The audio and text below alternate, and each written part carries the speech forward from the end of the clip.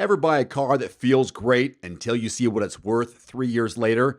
Yeah, today we're counting down 10 cars with brutal 3-year depreciation, why they drop so hard, and what you should buy instead to keep more of your money. Quick note here, averages vary by trim, miles, and region, but the pattern's crystal clear.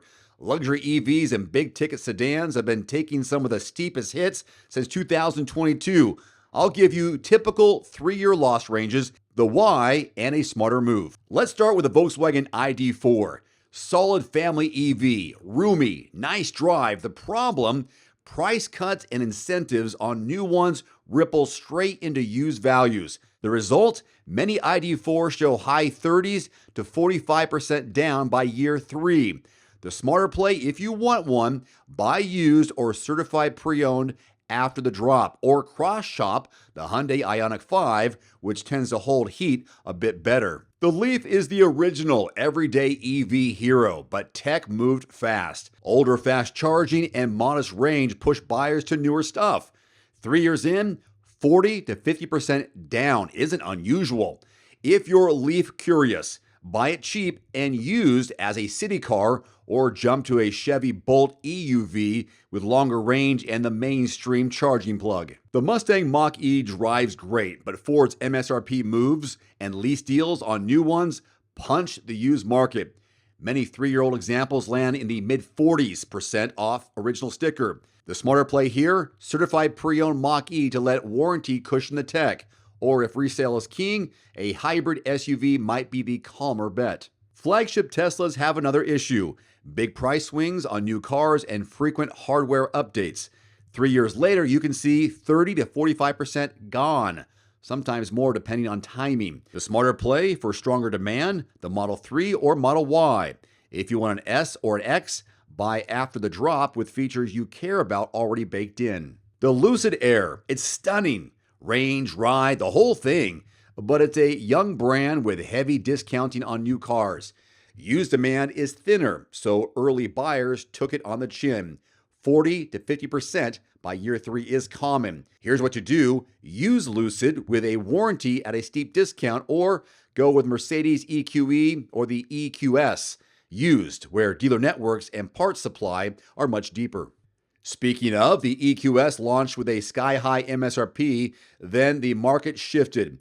New car discounting plus lots of lease returns equals 40 to 50% down after 3 years on many of the builds. So if you love it, certified pre-owned after the cliff. If you just want a quiet luxury sedan with stable resale, consider a mild hybrid E-Class. The I-Pace is fun to drive, but it's a poster child for steep EV depreciation. Limited updates and buyer uncertainty pushed a lot of 3-year cars 45 to 55% down. So if you want that vibe, maybe choose an Audi Q8 e-tron used with warranty and fresher support. Nothing sounds quite like a Maserati. Also, few things drop like one. Small buyer pool plus high upkeep equals 40 to 50% drop in 3 years, often more by year 5. So if you want the badge, buy well-sorted used with records. If you want the experience, a certified pre-owned E-Class or 7 Series or Lexus LS is kinder to your wallet. Let's zoom out. 6-figure flagships are incredible new and ruthless used. Options don't hold value, tech ages fast, and lease returns flood the market.